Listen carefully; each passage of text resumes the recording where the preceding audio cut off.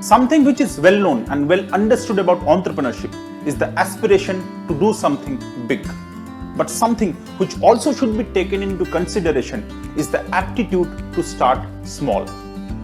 दोस्तों, लाइफ में कुछ बड़ा करने का सपना हर एंटरप्रेन्योर के मन में होता है, पर जो एक चीज एक सक्सेसफुल एंटरप्रेन्योर को एक स्ट्रगलिंग एंटरप्रेन्योर से डिफरेंशिएट करती है, वो है the clarity of the starting point. आप आखिर कहां से अपनी जर्नी शुरू करना चाहते हैं? If you have the guts, courage and a proper business idea to start with, then आगे जाके आपको सक्सेस जरूर मिलेगी। क्योंकि एंटरप्रेन्योरशिप डेस्टिनेशन के बारे में नहीं, entrepreneurship is about the journey itself. Entrepreneurship कोई प्लान्ड जर्नी नहीं है, एंटरप्रेन्योरशिप इज एडवेंचर।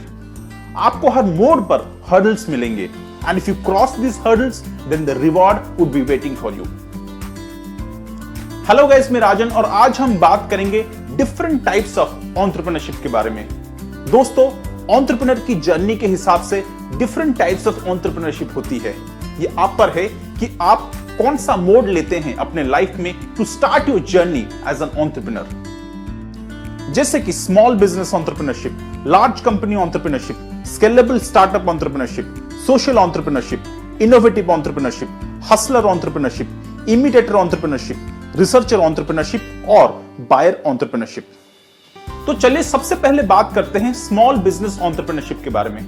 दोस्तों, small business entrepreneurship is the most fundamental form of entrepreneurship. अगर आप स्मॉल बिजनेस एंटरप्रेन्योरशिप का एग्जांपल देखना चाहते हैं, then just look around. Every small shop that you see, हर नुक्कड़ की दुकान एक एग्जांपल है स्मॉल बिजनेस एंटरप्रेन्योरशिप का।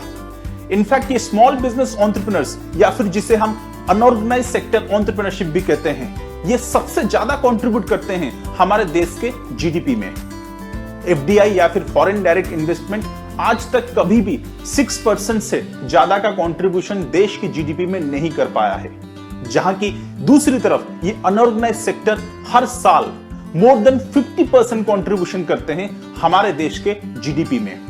सो it should be a matter of pride in a country to start something small. You take the example of any successful corporation or any successful entrepreneur, everyone has started small. Then the next is large company entrepreneurship. Large company entrepreneurship as the dream companies. हर कोई जो अपने life में बड़ा करना चाहता है, जिसके पास बहुत सारा कैपिटल हो, बहुत सारा फंड हो, या फिर बैंक या इन्वेस्टर से उससे बहुत सारा पैसा मिला हो, वो एक लार्ज स्केल कंपनी या लार्ज कंपनी एंटरप्रेन्योरशिप फॉर्म कर सकता है। आप किसी का भी एग्जांपल ले सकते हैं, चाहे गूगल हो या माइक्रोसॉफ्ट हो।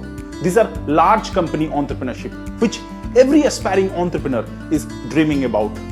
पर इसके लिए आपको चाहिए ढेर सारा फंड्स या कैपिटल। किसी लार्ज स्केल कंपनी को फॉर्म करने के लिए आपको सिर्फ फंड्स नहीं, बल्कि थाउजेंड्स ऑफ स्किल्ड मैनपावर और एक ह्यूज इन्वेस्टमेंट और इंफ्रास्ट्रक्चर भी चाहिए। Then the next is scalable startup entrepreneurship. दोस्तों, बहुत सारे स्टार्टअप्स किसी यूनिक प्रॉब्लम सॉल्विंग क्वालिटी या यूनिक आइडिया के साथ मार्केट में आते हैं। There are so many success stories where startups have grown and grown really big. It might be OYO, it might be Ola, it might be Uber और any other startup which has made it big in the last decade. आप इन सब का example ले सकते हैं। वैसे startup तो हर कोई होता है, पर स्केलेबल स्टार्टअप वो चुनिंदा स्टार्टअप्स हो पाते हैं जिनके बिजनेस आइडिया में बहुत पोटेंशियल हो और जिनका बिजनेस आइडिया इन्वेस्टर्स को अपने तरफ खींच पाता है। They are the game changers, they are someone who give something new to the society. Then will talk about the social entrepreneurship. Social entrepreneurship के दायरे में हर एनजीओ या हर नॉन प्रॉफिटेबल कंपनी आती है जो सोसाइटी के लिए कुछ अच्छा करना चाहती है। पर एक डिफरेंशिएशन जो एक सोशल एंटरप्रेन्योरशिप में होता है, वो है नॉन प्रॉफिट मोटिव। अगर आप पैसा कमाना चाहते हैं, एक लग्जरियस लाइफ मेंटेन करना चाहते हैं, then social entrepreneurship is not for you. Social entrepreneurship is to do something good for the society.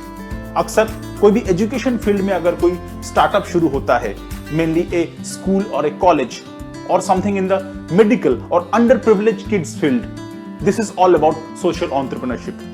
Most of these social enterprises are funded by CSR, Corporate Social Responsibility Fund, or from other charitable sources. इनका काम है कि इस funds को अपने business के जरिए वो सोसाइटी के भलाई के लिए यूज करें। That might be in the field of education, health care और other social causes. Then the next type is innovative entrepreneurship. Innovation is a unique quality of a successful entrepreneur. अगर आप में innovation या uniqueness है तो आप success जरूर पाएंगे, क्योंकि इस रैट रेस में आप हमेशा अपने आप को अलग महसूस करेंगे। Innovative entrepreneurs often come with new ideas and technologies to improve people's life and make society a better place. If I want to state some example of innovative entrepreneurship, then you can take the example of Flipkart, Amazon, Ola, Uber, Byju's, every such company which has come up with new technologies to improve and modify the business approach. Business वही है, business में कोई नयापन नहीं, but the approach has changed and the reach to the people has improved because of technology and innovation. Then the next type is hustler entrepreneurship. दोस्तों जरूरी नहीं कि आप हमेशा इनोवेशन और क्रिएटिविटी के सहारे ही सक्सेसफुल बने। अगर आप में मोटिवेशन है जी तोड़ मेहनत करने की, तो आप कंपटीशन में अपने आप को अलग साबित कर सकते हैं by promising the quality of your product and service. And that can only happen if you work hard beyond your limits. हर छोटी से छोटी चीज पर अगर आप कड़ी मेहनत कर अपने क्वालिटी और स्टैंडर्ड को मेंटेन रख पाते हैं, तो आप कंपटीशन में हमेशा आगे रहेंगे और कस्टमर रिटेंशन आपका हमेशा सबसे ऊपर रहेगा। अगर मैं आपको किसी हसलर एंटरप्रेन्योरशिप का एग्जांपल दूं, then you can pick the big players in the automobile industry. It might be Mercedes-Benz, BMW or Harley-Davidson. The only thing that they have kept till now consistently is their quality and the finishing of their product. यही चीज उन्हें हमेशा market में number 1 का दर्जा देती है। This is all about hustler entrepreneurship. Then the next type is imitator entrepreneurship. Imitator entrepreneurship is all about the copycats. आप कहीं से भी कोई बिजनेस आइडिया पिक करके अगर अपने बिजनेस में इंप्लीमेंट करते हैं या कहीं से भी किसी दूसरे प्रोडक्ट को कॉपी कर अपना कोई बिजनेस फॉर्म करते हैं, उसे इमिटेटर एंटरप्रेन्योरशिप कहते हैं। इसका सबसे बड़ा एग्जांपल है चाइना। किसी भी इंडस्ट्री के किसी भी सक्सेसफुल ब्रांड को आप उठा लीजिए, उसका फर्स्ट कॉपी आपको चाइना में ही मिलेगा।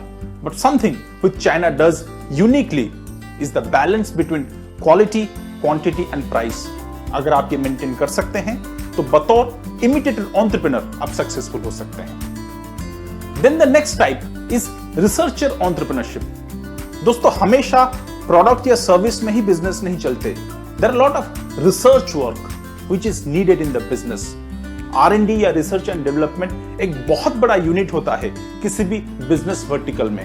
There are so many new things which are yet to be developed. There are so many new products which come to the market each day. इसका सबसे बड़ा एग्जांपल है pharma industry.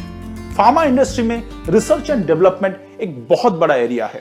There are so many companies who have dedicated themself on research and development and they get crores for the patents of their unique products. Then last is about buyer entrepreneurship. Buyer entrepreneurs are all about people who buy existing business.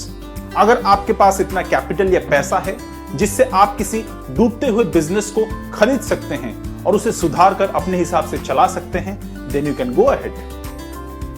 Buyer entrepreneurship is all about taking an proactive risk and playing the right bet.